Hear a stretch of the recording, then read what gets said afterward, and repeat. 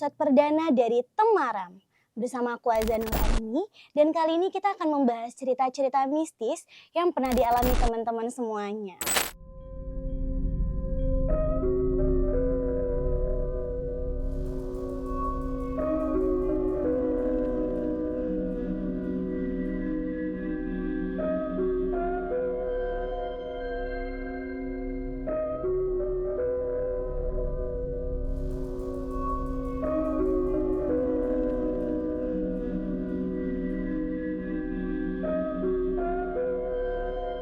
Episode perdana dari Temaram kali ini, kita akan membahas kisah dari Aini yang dikabarkan memiliki keturunan dari Pulau Majeti.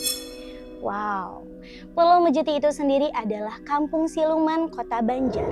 Terdapat sebuah tempat yang dinamakan Pulau Majeti yang merupakan salah satu cagar budaya. Pulau Majeti kerap didatangi untuk berziarah. Jadi memang di Pulau Majeti itu banyak orang yang berdatangan untuk berziarah, teman-teman. Selain memiliki kesan angker, tempat ini memiliki cerita legenda yang cukup terkenal. Pulau Majeti ini berada di lingkungan Siluman Baru, Kelurahan Purwoharja di Kota Banjar, yang dikelilingi area persawahan Rawa Anom. Gak kebayang sih ya tempatnya kayak gimana, tapi dari deskripsi tempatnya aja kayaknya angker sih, karena kan memang dikelilingi oleh sawah-sawah, ya gak sih? Lembab-lembab biasanya banyak penghuninya. Menurut cerita dari buku yang dimiliki oleh Kuncen Pulau Majeti Yoyo, pada zaman dahulu kala, Pulau Majeti ini merupakan sebuah kerajaan yang memiliki raja dan ratu kerajaan Pulau Majeti, yaitu Prabu Selang Kuning Sulaiman Anom dan Ibu Ratu Cendrawati Ingkang Garwa. Wow, dari namanya aja udah tercium aroma-aroma sakralnya ya teman-teman ya. Menurut kabar, Ibu Ratu Cendrawati atau Ratu Gandawati ini merupakan putri Jin Kureisin. Sedangkan Prabu Selang Kuning merupakan sosok raja yang gagah dan memiliki kesaktian. Dikisahkan pada suatu hari ketika raja sedang memeriksa wilayahnya dan juga rakyatnya dengan menunggangi kuda sembrani, melihat cahaya terang dari atas. Setelah didekati, ternyata cahaya terang itu berasal dari putri Ratu Ibu Cendrawati. Raja pun kemudian tertarik dengan kecantikannya. Bisa dibayangin gak sih? Cantik banget kayaknya ya. Saking cantiknya raja pun tertarik gitu ya. Prabu Selang Kuning kemudian melamar sang putri melalui surat.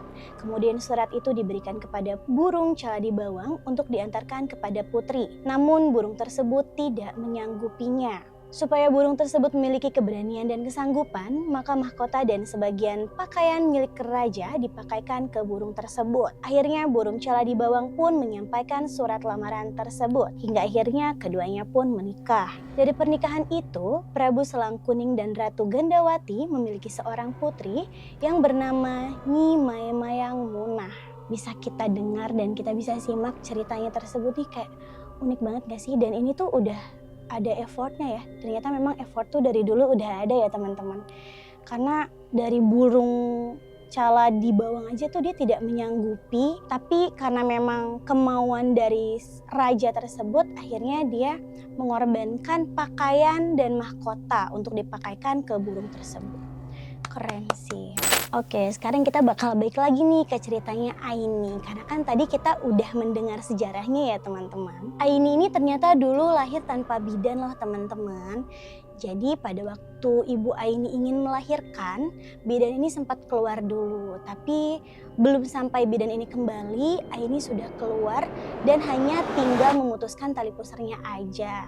Konon katanya, ngebayangin gak sih? Keluar sendiri tanpa mapraji, tanpa bidan juga, sakti ya, dan tidak merepotkan. Di usia 4 bulan, mamanya pergi ke Pelabuhan Ratu untuk wisata. Namun pas di perjalanan, keluarga dari Aini ini muntah-muntah. Dan akhirnya mamanya pergi ke pinggir pantai untuk mencuci baju yang terkena muntah. Anehnya, ketika mencuci baju, ombak itu datang dan membawa semua baju yang dicuci tersebut yang sedang dijemur di pinggir pantai. Tapi anehnya baju itu balik lagi dan utuh. Dan hanya baju milik keluarga ini saja, baju om dan tantenya tetap terbawa arus ombak. Entah apa yang sebenarnya terjadi, sejak kecil memang banyak hal-hal mistis yang berhubungan dengan pantai, laut, dan Aini. Kasian ya Aini, dari kecil aja dia udah mengalami hal-hal mistis. Kita yang hidup normal-normal aja masih kurang bersyukur ya guys ya. Perjalanan mistis di umur 3 tahun, Aini ini sering banget nih hilang malam-malam. Jadi konon katanya Aini tuh sering banget hilang dari jam 2 malam sampai di jam 4 pagi waktu umur 3 tahun. Entah kemana, padahal katanya ini rumahnya tuh terkunci rapat. Tapi Aini bisa keluar dan bermain di halaman komplek. Jadi tuh kayak udah banyak banget tetangga yang setengah malam, hampir menuju pagi ya kalau udah jam 4 gitu, ngetok rumah Aini bilang ini anaknya kenapa bisa di luar gitu. Padahal ya semua pintu jendela tuh rapat terkunci. Aneh ya gak sih? Kalau dipikir-pikir gak masuk akal. Ketika malam-malam orang tuanya bangun, ternyata Aini ini udah gak ada di kamarnya. Padahal pintu semuanya dalam keadaan terkunci. Pas dicari ternyata Aini ini udah ada di luar rumah yang sangat jauh dari rumahnya. Entah jalan ke rumah kakek, nenek, ataupun ada di rumah tetangga. Sampai gak jarang Aini ini sampai dianterin sama tetangganya untuk pulang ke rumah.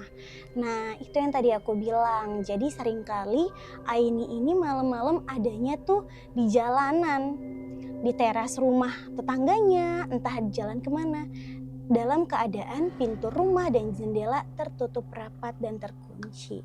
Ini benar-benar mistis ya. Aku mungkin kalau jadi Aini dari dulu udah nggak sanggup menampung ini semua. Aduh. Akhirnya orang tuanya pergi ke ustadz untuk mencari solusi atau diruqyah. Ustadznya bilang kejadian ini bersifat sementara dan nggak bisa dipisahkan. Karena ujungnya akan balik-balik lagi pada diri Aini. Karena memang udah gennya. Jadi kalau kata ustadznya waktu itu tuh walaupun udah dipisahin ini bakal kembali lagi karena memang udah bawaan dari lahir. Ini juga ya, mungkin karena memang udah keturunan ya Beb ya. Tiba-tiba waktu SMP ada hal di luar nalar nih. Aini bertemu Fajriah yang merupakan sosok jin yang sempat Aini anggap manusia. Sosok Fajriah ini datang, awalnya dianggap sama Aini ini untuk mengajarkan trik sulap. Fajriah bisa komunikasi menggunakan handphone dan menghubungi orang sekitar Aini. Bahkan yang di chat gak cuma Aini aja, tapi ayahnya, guru ngaji dan teman-teman Aini juga di chat. Fajriah ini membuktikan bahwa Aini ini tidak gila dan tidak halusinasi. Kebayang gak sih guys? Hantu megang handphone terus bisa ngabarin orang. Kalau dipikir-pikir gak masuk akal banget gak sih guys? Apalagi kan ini makhluk halus ya, mana bisa ngabarin orang. Fajriah ini membuktikan bahwa Aini ini tidak gila dan tidak halusinasi. Jadi memang si Fajriah, hantu atau yang bisa disebut jin ini meyakinkan Aini kalau dia ini tidak sedang berhalusinasi. Fajriah ini sosok yang sama kayak Aini gitu. Waktu SMA, Aini bisa melihat hal gaib, tapi Aini masih takut dan tidak percaya akan hal itu. Sampai suatu waktu, sosok jin Fajriah ini mengajarkan Aini untuk menjadi perempuan yang pemberani dengan datang ke dago pakar sampai Aini tidur sendirian di tengah malam. Fajriah juga mengajari Aini untuk tidak takut akan kegelapan dan tidak takut sama hal-hal gaib. Fajriah ini awalnya ketemunya di bioskop ketika Aini sedang menonton bioskop sendirian. Nah, katanya juga waktu Aini ketemu sama Fajriah itu ceritanya Aini tuh lagi suka banget sama nonton film Surat Kecil Untuk Tuhan.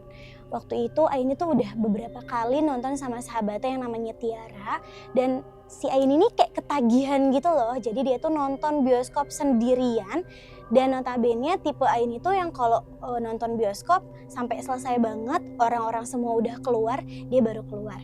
Tapi pada waktu itu Aini mendengar ring telepon ya.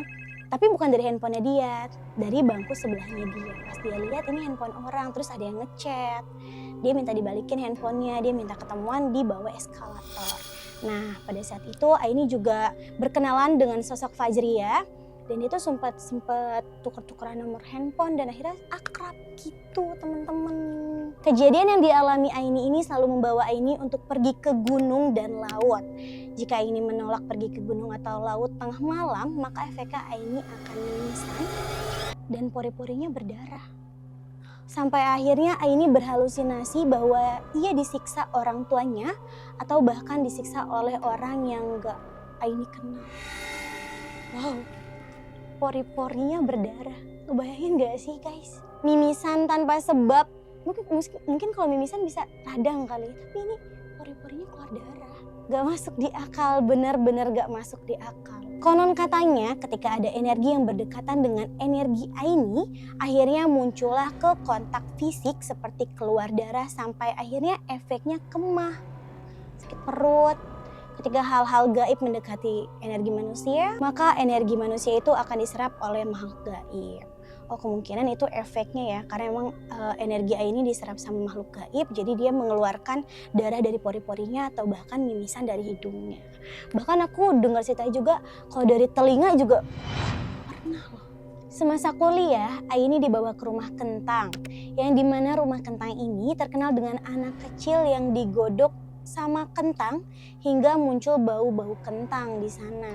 Sebelum ke rumah kentang, Aini disuruh Fajriya untuk ngeraja dan hasilnya disimpan di pohon depan rumah kentang. Pada saat ditanya untuk apa, Fajriya bilang, nanti kamu akan tahu untuk apa dan kamu akan terpanggil.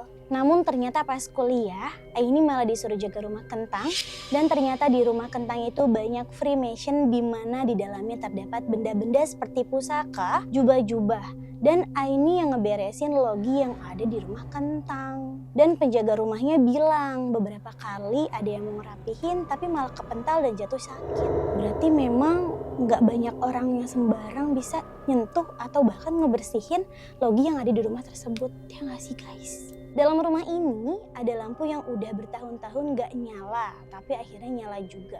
Bahkan penjaga rumah kentang juga gak mau ngelepasin Aini karena katanya hal ini belum selesai.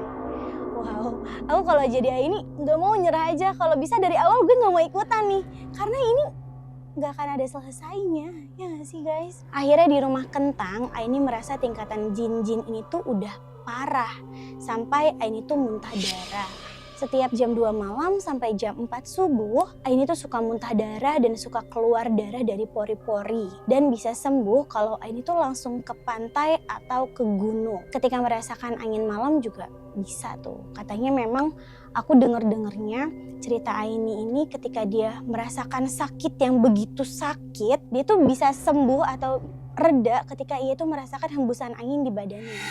Nah itu tuh datang ketika di jam 2 sampai di jam 4 subuh.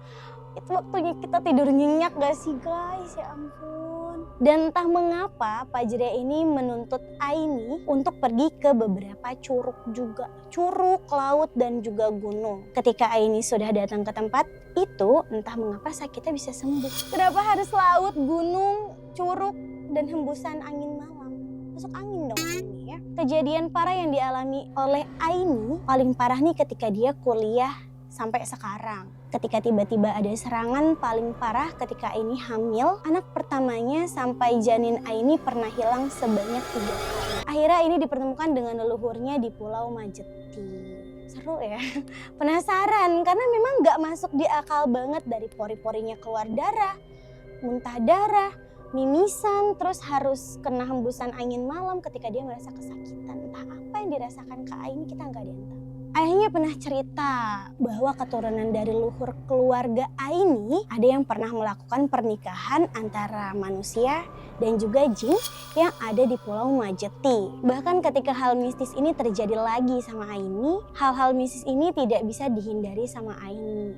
Jadi memang kayaknya kalau semenghindar apapun Aini bakal tetap mengikuti gak sih hal-hal mistis ini? Karena memang udah dari bawaan dan mungkin sudah menjadi keturunan. Karena mungkin ada perjanjian sebelumnya ya kan? Kita gak ada yang tahu, makanya dengerin terus. Dan anehnya Aini kalau nyentuh orang suka keluar darah dari pori-porinya si orang yang Aini sentuh. Wah, ini gak logis banget. Cuma bersentuhan tapi bisa keluar darah dari pori-pori orang yang Aini sentuh. Bahkan Aini pernah suatu momen di mana menyembuhkan orang yang sakit, bahkan orang itu keluar kaki 1000 kala jengking dari badannya sampai orang sekeliling Aini ini kebingungan. Gimana nggak bingung? Bisa keluar hewan dari tubuh manusia gitu. Bahkan suami dari Fajriya ini pernah disuruh oleh Aini untuk menjemput dia di Curug Dago pada tengah malam. Dan ketika sang suami datang menjemput Aini, suaminya malah ditampakin sesosok hantu yang memiliki ciri-ciri hitam besar yang membuat suaminya ketakutan. ketakutan. Gimana nggak ketakutan kalau dikasih lihat sosok besar? Saya juga panik, pingsan. Ketika bertemu dengan Aini, bagaimana terkejutnya ia melihat wajah Aini yang sudah dipenuhi oleh darah. Bahkan hingga saat ini suaminya juga setia menemani perjalanan spiritual Aini untuk menjelajahi 99 gunung, 99 laut, dan 99 kuburan. Namun sayangnya, jika Aini tidak mengikuti apa yang leluhurnya minta untuk menjelajahi 99 gunung, 99 pantai, dan 99 kuburan, Aini kembali muntah darah dan keluar darah dari pori-pori. Wow, 99 kuburan siapa aja? 99 laut, 99 gunung, butuh effort. Ini sebenarnya perjanjian apa sih? Menurut teman-teman Tamaram, sebenarnya apa sih yang dialami Aini? Kayaknya Aini nggak perlu deh untuk ikutin kemauan jin itu. Tapi apapun itu, semoga Kak Aini cepat sehat kembali dan tidak terjadi apa-apa sama kandungannya. Apalagi sekarang kandungannya udah 8 bulan. Oke deh, buat teman-teman semua yang punya cerita mistis, bisa banget nih langsung aja hubungi Instagram kita, Siumang TV, atau bisa banget juga komen-komen di bawah ini ya. Aku Azza Nuraini pamit undur diri, see you, bye-bye.